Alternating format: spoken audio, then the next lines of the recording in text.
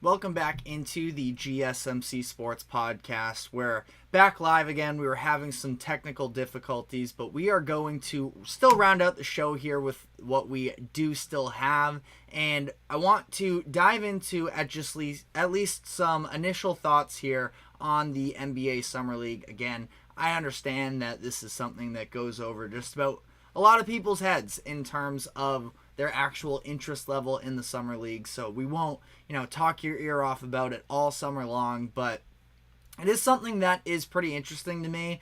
And last night, I thought we actually got, an awesome experience in the game that we saw between the Memphis Grizzlies and the Utah Jazz. And those aren't necessarily franchises that jump off the page in terms of level of excitements, but I still thought it was very interesting because you look at the starting fives for both of these teams, plus some of the first players off of the bench, and these are legitimately players we're going to see get real minutes this season. For the Grizzlies, former first-round pick Jake LaRavia, Gigi Jackson, who was just on an all-rookie team last year, Zach Edey, who they just took in the first round this year, Jalen Wells, who was their draft pick for them this year as well, and Scottie Pippen Jr., who got playing time for them last year. At least, keep in mind they were dealing with a lot of injuries, but even still. And then there was also Cam Spencer, the UConn guard, who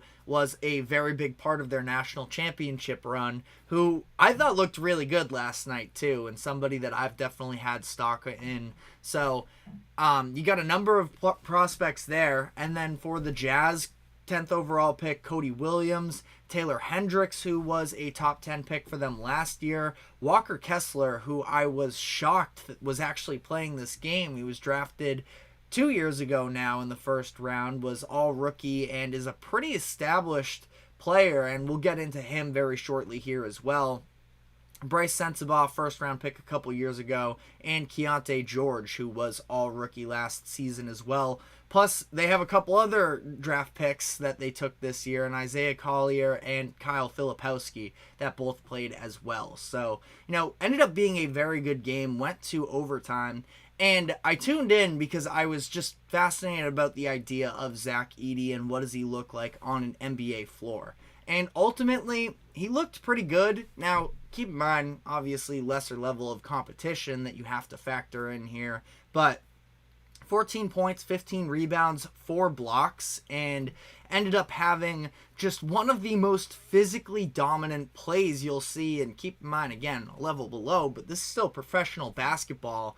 And the fact that he was able to go up in his first ever NBA action against Walker Kessler, who is a very, very talented defensive big, and also Kyle Filipowski, was a really good experience for him. He actually had a chance at a putback dunk with, about 5-10 seconds left that didn't go, and it seemed like that was going to be the opportunity that got out of hand for him. I was feeling really bad for him. But then series of events here where the Jazz shot some free throws. They then intentionally fouled while up by 3, which is something that, especially in the playoffs this past year, we heard so many people screaming about, you have to always do this. And there was, of course, the Tyrese Maxey play in that series against the 76ers. And Edey, he bull rushed Walker Kessler, who was boxing him out. Kyle Filipowski was trying to get a hand on him as well to slow him down. And Edey just barreled his way to the basket off the release. The Grizzlies intentionally missed the free throw. And then Edey was able to get the putback. And it was a crazy moment. And I do think that, if you want to look big picture with Edey here, there were moments in this game that you could come away feeling like there is going to be a mismatch issue there.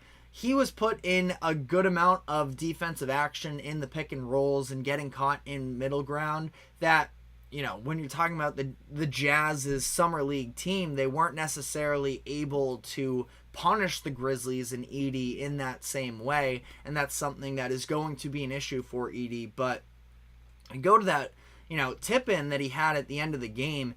he's massive, and he's very much talented. You saw him able to take Walker Kessler in the post with, his drop steps and hook shots, and, they're not things that you're going to be building an offense around by any means, but he's doing this against a legitimate 7-footer in the league. Talk about if Edey ends up getting, mismatches, he's going to be able to make NBA players pay for it. And I thought he really well demonstrated that last night when he was facing off against, again, some legitimate big men who are going to get minutes in the NBA next season. So all in all, this was a very entertaining game. Like I mentioned, though, I was surprised to see that Walker Kessler was actually getting minutes in this game.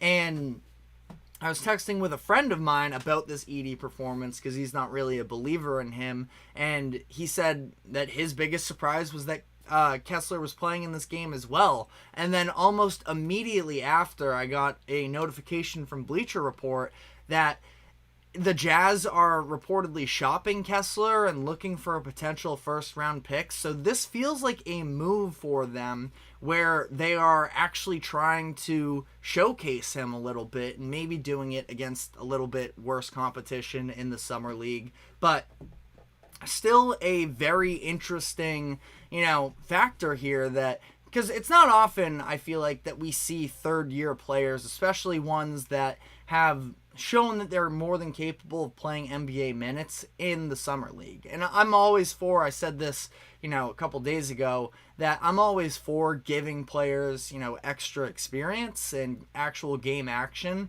But caught me off guard. But, the Knicks are a team that are potentially interested in him. So, something to think about if you are just sort of bored on these summer nights without football or basketball. I mean, Walker Kessler is a potential option that could be on the move. You also look at the New Orleans Pelicans, who are in need of a center. That's probably a pretty low-cost player for the Pelicans, who need to bring somebody in. Right now, Yves Missi, their first-round pick from this past year, is the only option that they have in terms of bigs right now. Losing Valanciunas in free agency and then trading Larry Nance in that deal with the Atlanta Hawks, that, just something to keep an eye on. But again, ultimately, the results of this game in particular, again, nobody's going to be thinking about this probably a week from now, but I thought it was really interesting to see. And some other, various thoughts. I'll also give the fact that Ousmane Dieng for the Oklahoma City Thunder, he was the pick right before Jalen Williams in the 2022 draft, and he actually looked pretty decent as well. But to wrap this all up, because again, don't want to go too long here on the Summer League, is just some brief Lakers thoughts on Dalton Knecht and Bronny James. Bronny, there's really not much to talk about there. He was 2 of 9 from the field. I mentioned this before. He was getting himself open, which is something that, as an on-ball player, considering his size especially, he is going to have to be able to actually beat players off the dribble if he's ever really going to be all that impactful, I would think, at least. Now,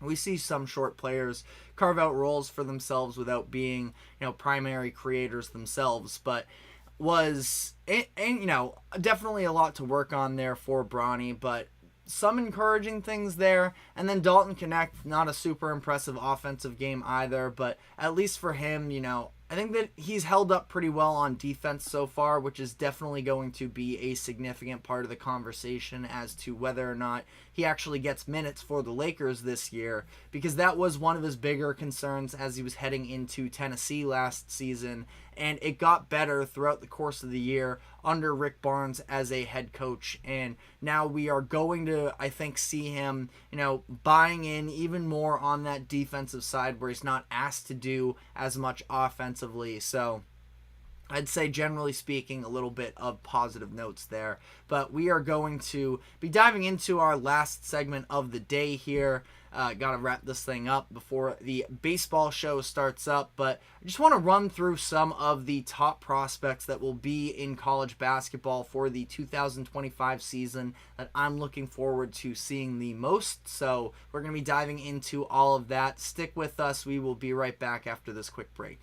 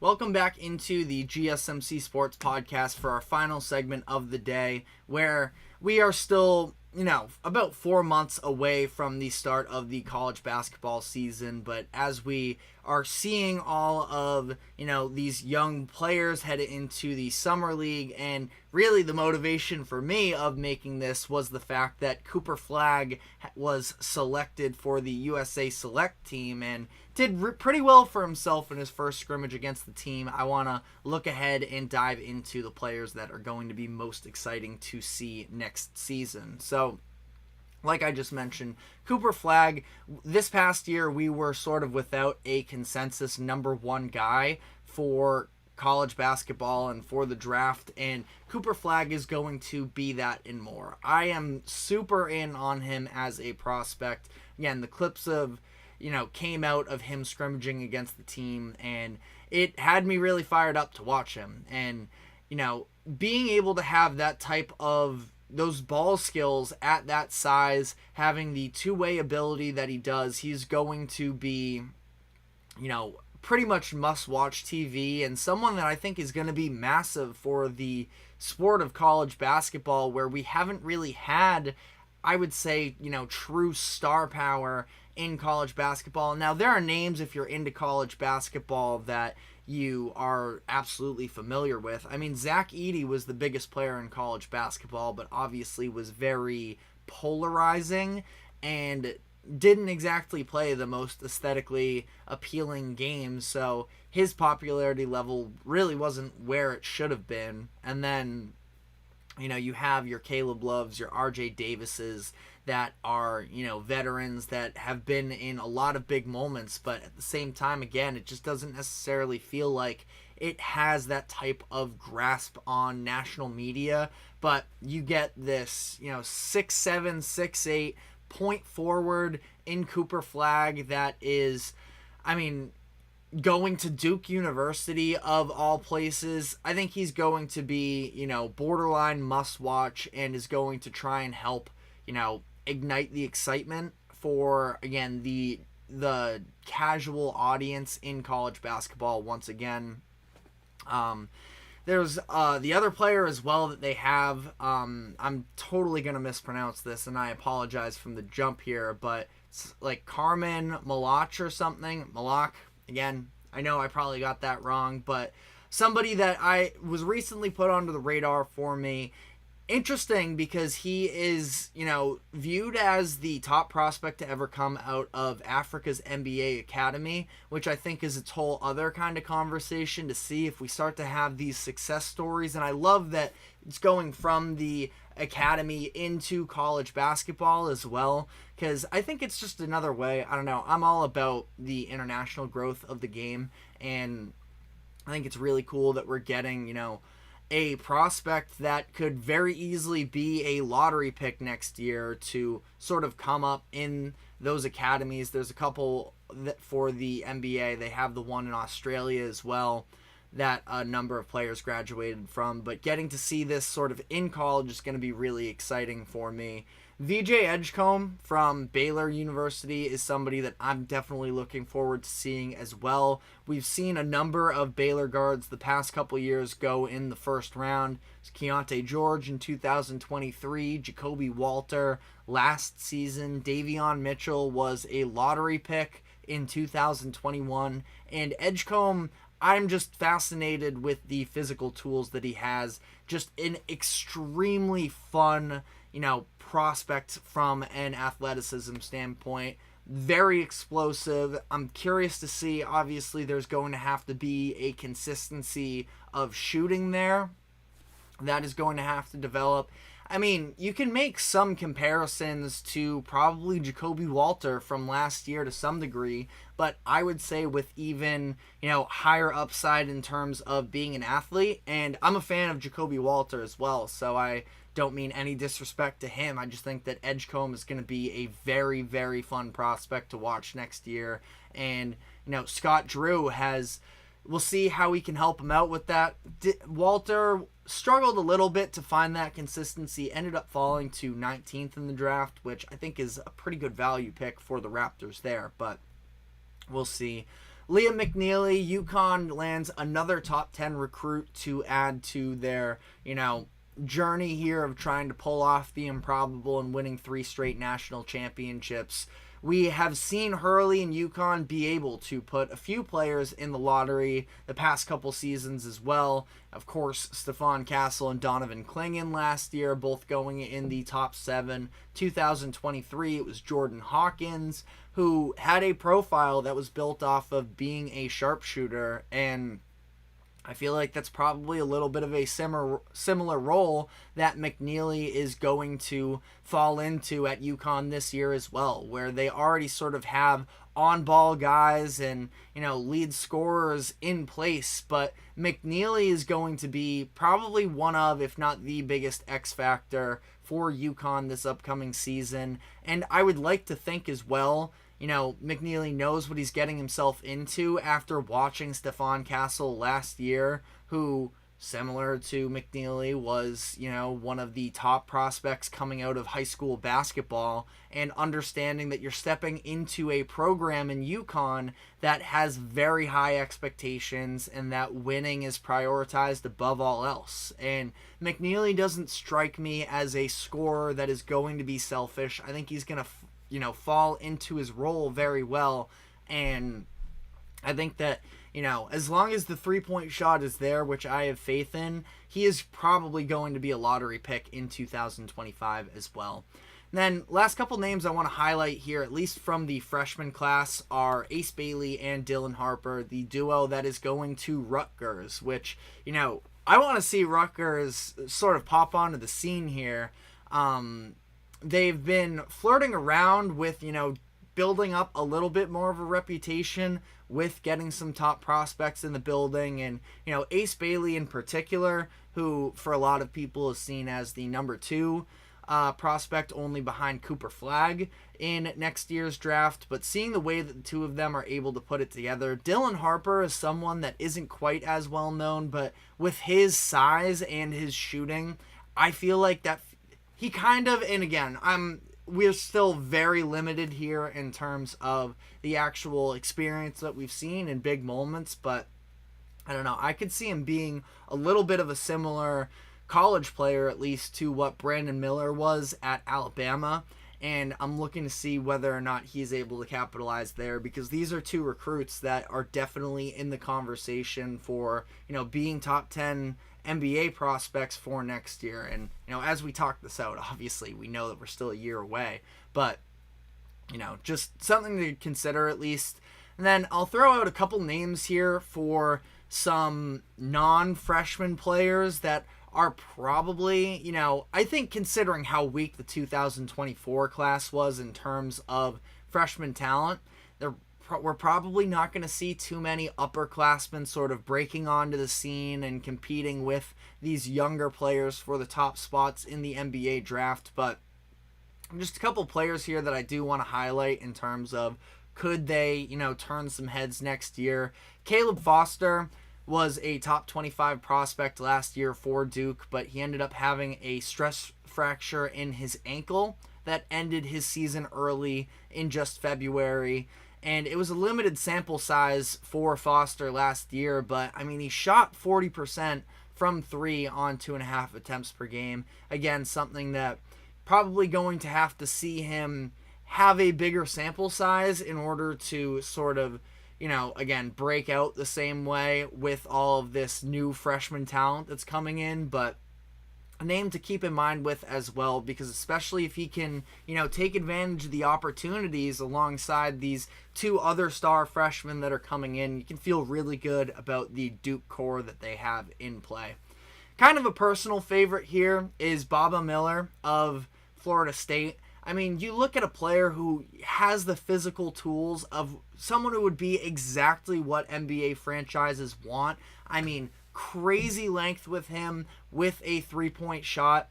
I was definitely disappointed. He was somebody that I was really high on coming into last season, and I saw the flashes, but the consistency wasn't necessarily there. But again, if you see him on a basketball court, he's definitely what NBA scouts want in a player, with the ability to play defense, have size, and extend his range out as well. Somebody to keep in mind with as well. And then last name here I'm going to throw out there is Aaron Bradshaw. Was a top 5 high school recruit going into Kentucky last year. He was dealing with injuries during training camp and during the first month of the season, and he just never really got consistent playing time. And Kentucky was, a collection of a lot of young players for the most part.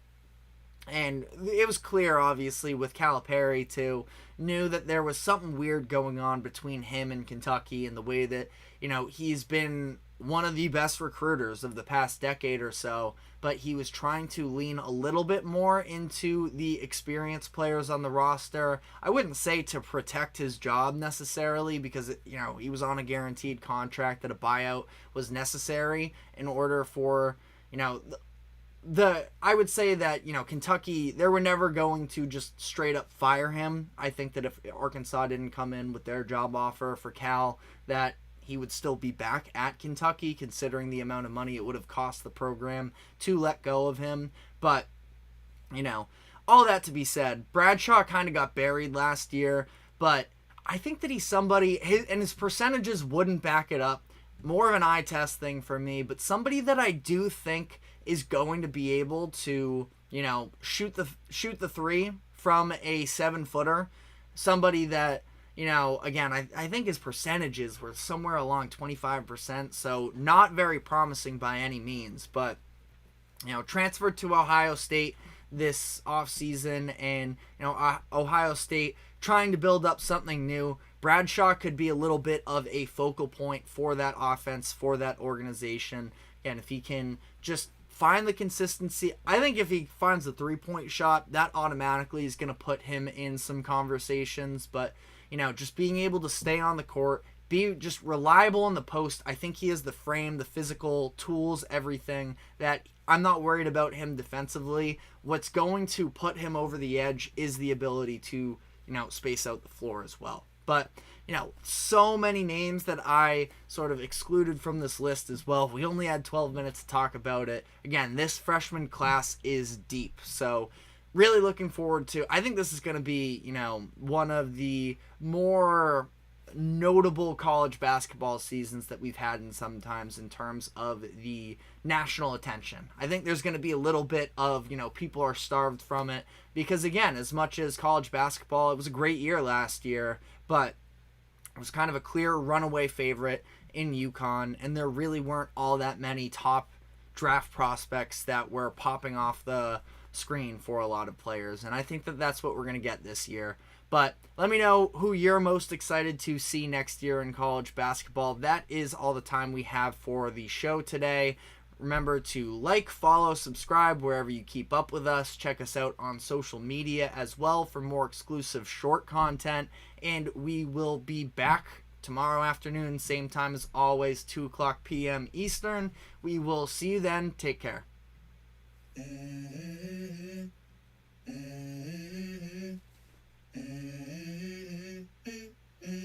Let's go. I wake up to a little bit of drool on my pillow, feel like it's gonna be a bad day. Yeah, I'm tired of shit, and the coffee ain't hit yet, damn, ain't that